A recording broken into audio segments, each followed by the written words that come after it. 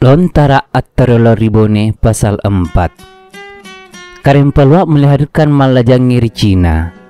Setelah Karempalwa meninggal, maka Lempie jadi raja di Bone sesuai pesan orang tuanya. Nama sebenarnya Iben Rigau, nama gelarnya Demarowa. Beliau digelar juga Maklempie, dinamai juga Arum Majang. Setelah jadi Raja Bone, digelar Arumpone. Beliau terkenal pandai. Dalam usia yang masih muda, ia telah diminta pertimbangan oleh orang tuanya. Ia kawin dengan Arungkaju yang bernama Laten Ribali, berputra 9 orang. 2 orang di antaranya tersebut dalam naskah ini. 7 orang yang lain tercantum dalam sejarah silsilah raja-raja terdahulu. Yang tersebut dalam naskah ini ialah Laten Risuki dan Laten Rigora. Maka Lempie menyuruh Aruketumpi yang bernama Ladati pergi minta membeli bukit di negeri Cina seharga 90 ekor kerbau jantan yang belum dikebiri. Penjualan itu disetujui. Dibeli juga oleh Maka Lempie bukit yang terletak di sebelah barat, Lalidong. Harganya 30 ekor kerbau. Setelah itu, disuruhnya beberapa orang menghuni dan memagari bukit di negeri Cina itu. Beliau menyuruh juga orang mengolah sawah yang di sebelah barat Lalidong. Dalam pada itu, pagar tanah di negeri Cina dirusak habis oleh orang Ketumpi. Para penghuninya diganggu dan diusiknya. Arumpone menyuruh memberi peringatan kepada Raja di Ketumpi. Namun, 3 bulan sesudah Arumpone menyampaikan peringatan kepada Raja di Ketumpi, jenang Arumpone di sana dibunuh orang. Maka Ketumpi diserang oleh orang Bone. Dalam pertempuran yang berlangsung 1 hari saja, Ketumpi dapat dikalahkan. Harta bendanya dirampas. Demikian juga sawah-sawah di sebelah timur Lalido dan sawah-sawah di sebelah baratnya. Akan putra bungsu Arumpone yang bernama Laten Rigora, dialah yang mewarisi negeri Majang dan negeri Cina, dan diberi gelar Arum Majang dan Arum Cina. Adapun putra Arumpone yang bernama Laten Risuki, kepadanya lah diserahkan kerajaan Bone. Lalu dilantiklah oleh orang tuanya dan diberi gelar Arumpone. Moga-moga saya tidak kena kutuk. Laten Risuki nama sebenarnya. 19 tahun lamanya Maka Lempie memerintah. Barulah beliau menyerahkan kerajaan kepada putranya Laten Risuki. Setelah Maka Lempie selesai melantik putranya, maka diantarnya lah masuk istana.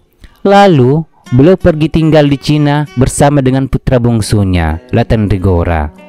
Setelah 4 tahun tinggal di Cina, pada suatu hari beliau naik ke loteng dan duduk di atas para tenun. Tiba-tiba datanglah nyala. Konon disebut orang api dewata, berkobar berputar-putar di seluruh rumah. Mula-mula api berkobar di tangga, kemudian menjalar ke dalam rumah, akhirnya naik sampai ke loteng.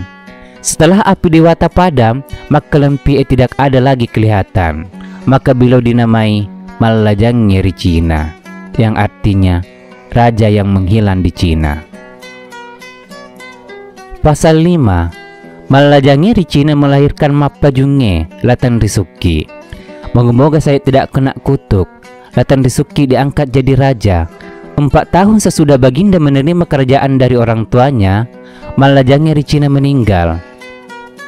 Baginda kawin dengan saudara sepupunya yang bernama Weten Risongke. Beliau melahirkan anak yang bernama Laulio, digelar Botee.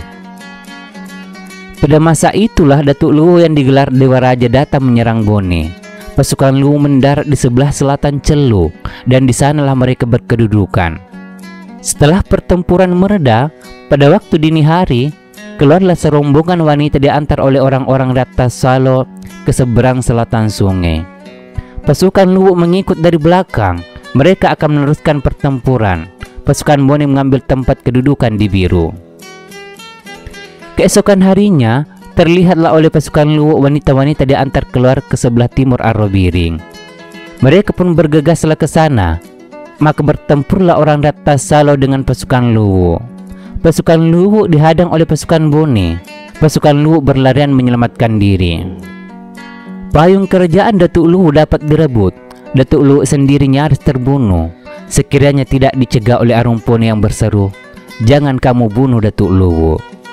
Maka Datuk Luwu digiring sampai ke perahunya di pantai. Pasukannya sisa 20-an orang saja yang sampai ke perahu. Hanya sebuah perahu kecil yang dapat mereka gunakan kembali ke negerinya. Itulah asal mula Bone kembali memiliki payung kerajaan. Payung kerajaan Luwu yang direbut itu berwarna merah. Maka digelarlah, "Moga-moga saya tidak dikutuk Latan Desuki Mapajunge." Pada masa Raja Bone inilah timbul perselisihan antara orang Bone dengan orang mampu. Berperanglah mereka, saling menyerang dengan hebat. Pertempuran berlangsung di sebelah selatan Iterung. Orang mampu kalah dan dihalau sampai ke negerinya. Arum mampu menyerah dan membayar denda perang sebukati.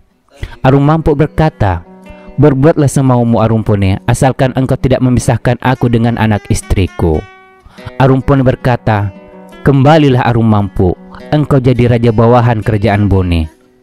Engkau tidak mengini daripada aku yang berupa emas murni dan perhiasan serta harta yang banyak sampai kepada keturunanmu." Setelah itu, Arum mampu bersama pengikutnya pun disuruh mengangkat sumpah setia. Selesai penyumpahan, kembalilah Arumpone ke negerinya.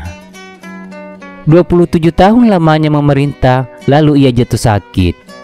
Beliau menyuruh orang Bone datang berkumpul lalu berkata, "Aku sekarang sakit keras. Bila aku meninggal, anakkulah Laulyo yang akan menggantikanku." Beberapa saat setelah berpesan itu, beliau pun meninggal. Bersambung.